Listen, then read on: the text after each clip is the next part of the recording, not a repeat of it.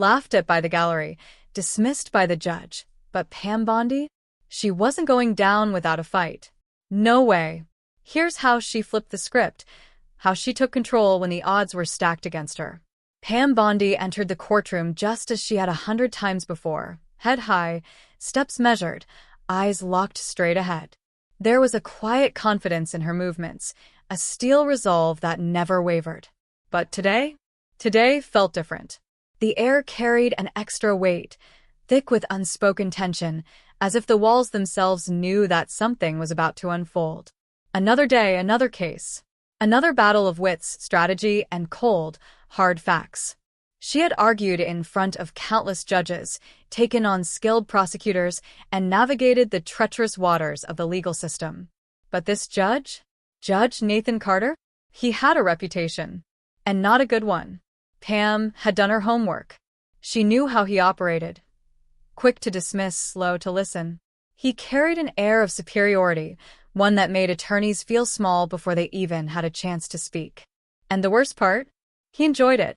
The power, the control, the ability to make or break a case with just a few words. As she took her seat, the low hum of murmured conversations filled the room. Attorneys shuffled their notes, eyes darting between the judge's bench and the defendant's table. Her client sat beside her, his fingers drumming a nervous rhythm on the wooden surface. This wasn't his first time in Carter's courtroom, but it was the first time Pam was at his side. And that was about to change everything. The bailiff's voice cut through the noise like a blade. Court is now in session. Judge Carter settled into his chair with the ease of a man who had done this 1,000 times before. He barely spared Pam a glance before speaking, his tone dripping with impatience. "Miss Bondi," he began, his voice echoing through the courtroom, "I trust you're well-versed in the case before us. Let's not waste any time."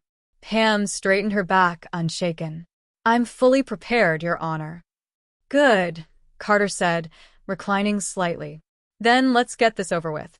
Some people don't seem to grasp the importance of efficiency around here." He smirked as he glanced toward the opposing counsel, a veteran attorney who was already relaxing into his chair, as if he had won before the arguments even began. Pam felt a slow burn in her chest. So that's how it was going to be? He wasn't just expecting her to lose, he had already decided it. She gripped the edges of her legal pad for a second, steadying herself. "Stay calm, stay sharp." Judge Carter's voice rang out again. "You have the floor, Miss Bondi." It wasn't an invitation. It was an order. Pam rose, adjusting her suit jacket with a practiced, deliberate motion. She didn't speak right away. Instead, she let the silence hang in the air for just a moment longer than comfortable. The gallery, filled with spectators hungry for courtroom drama, leaned in slightly. This wasn't just another case to them, it was a show. But Pam? She wasn't here for theatrics. She was here for justice. Finally, she spoke. "Your Honor, the facts are clear, the evidence is irrefutable, and the law is on our side." Before she could continue, Carter waved a hand dismissively. "Miss Bondi, spare us the grandstanding. We all know where this is headed." The words hit the room like a slap. A few attorneys exchanged knowing glances. They had seen this before.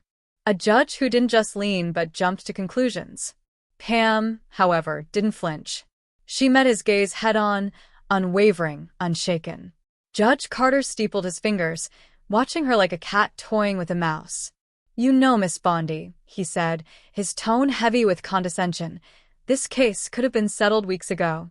But instead, we're here, wasting the court's time." Pam's pulse quickened, but her face remained composed. She had faced condescending judges before. She had dealt with arrogance, power plays, and courtroom politics. But this was something else. Still, she wasn't about to let him dictate the pace. "Your Honor," she said evenly, "I'm not here for theatrics. I'm here for the truth." A few people in the gallery shifted. A murmur ran through the room. Tension crackled in the air. Judge Carter's smirk faltered for just a fraction of a second, just long enough for Pam to catch it. But then, he leaned forward, eyes gleaming. "Cut to the chase, Miss Bondi. The opposing counsel's case is airtight. Frankly, I don't see how you have a leg to stand on." Pam's jaw tightened. Oh, he wanted to play that game? Fine. But what Judge Carter didn't realize was that he had just handed her exactly what she needed, the chance to prove him wrong. And she was about to do just that. This case? It was far from over. Position wasn't as ironclad as they had claimed, and how, despite the judge's earlier assumptions, this case wasn't open and shut. Pam Bondi wasn't just holding her ground, she was taking control. The judge's fingers, which had been steadily tapping against his desk, now stilled. His eyes, once filled with amusement and condescension, darkened with contemplation. He was thinking, good. That meant she had him. Pam could feel the room hanging on her words now, a stark contrast to just minutes before when they had laughed at her, dismissed her, and assumed this would be over before it even began. But that's the thing about assumptions. They crumble under the weight of truth. She flipped to another section of her legal pad, her movements slow, deliberate. She wasn't rushing. She wasn't scrambling for arguments. No, she was in control now. Your Honor, she continued, her voice measured but firm. The defense built their entire argument on a single interpretation of the contract. But what they failed to do, what they deliberately ignored, was acknowledge the full legal precedent surrounding this kind of agreement. They've manipulated one clause, taken it out of context, and assumed this court wouldn't catch on. She let her words settle, let the weight of them sink into the room. Judge Carter exhaled slowly, leaning forward, his elbows now resting on the bench. Go on. Pam resisted the urge to smile. That shift, it was subtle but monumental. She pressed forward, walking through case after case, each one carefully chosen to expose the defense's oversight. She wasn't just stating facts. She was weaving a narrative, painting a picture so vivid that even those who had been against her were now seeing what she saw. The defense attorney had stopped leaning back in his chair. Now he was sitting up straight, flipping through his own notes, realizing, too late, that he had underestimated her. The gallery, once full of smug, entertained faces, was now eerily silent. Even those who had laughed at her earlier now watched her with something different in their eyes, respect. And Judge Carter? His smirk had completely disappeared. He was listening now, really listening. Pam could feel it. This case was no longer a foregone conclusion. But she wasn't done. And one more thing, Your Honor, she said, her voice unwavering. Precedent isn't just about looking at what's been done before. It's about applying the law fairly, without bias, without assumptions. If we dismiss this case simply because it looks like something we've seen before, then we're not practicing law, we're making decisions based on convenience. The room was dead silent. Judge Carter stared at her for a long moment, his jaw tightening. He knew she was right. Pam Bondi had done what they all thought was impossible. She had flipped the script. And now, the final decision was in the judge's hands. But one thing was clear. This case wasn't the easy one they had all expected. Pam had changed the game. The silence stretched, thick with anticipation. Pam Bondi had done what they all thought was impossible. She had taken a case they dismissed as a foregone conclusion and turned it into a reckoning. Judge Carter, once so smug and condescending, no longer looked amused. His fingers, which had tapped impatiently at the start, now curled into a fist as he rested his chin on his knuckles. His eyes bore into Pam's, searching, testing. The defense attorney, visibly rattled, gripped his pen so tightly his knuckles had turned white.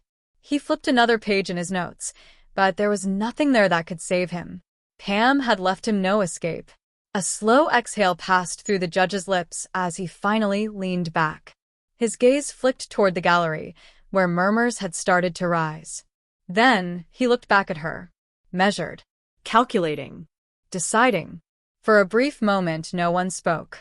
Then, I'll need to review the full scope of the arguments, Judge Carter said, his voice quieter than before. Not dismissive, not arrogant, just considering. Pam didn't let herself relax just yet, but she could feel it. The tide had shifted. She had won the room. And the judge? He might not admit it outright, not yet. But he wasn't laughing at her anymore. Pam met his gaze head-on, her voice steady. Of course, Your Honor. As she gathered her notes, the weight of what had just happened settled over the courtroom. This wasn't just about a contract. This was about proving that she belonged here, that she was a force to be reckoned with. And now they all knew it. Pam Bondi walked out of the courtroom victorious, but more than that, vindicated. She had walked in facing doubt, mockery, and condescension. She walked out having commanded the room, dismantled her opponent, and forced even Judge Carter to acknowledge her brilliance. Her client turned to her, eyes still wide with disbelief. "You did it."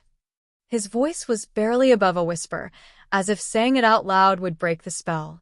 Pam gave him a small, knowing smile. "We did it."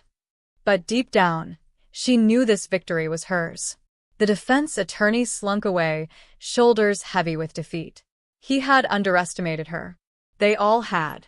And now, they would never make that mistake again.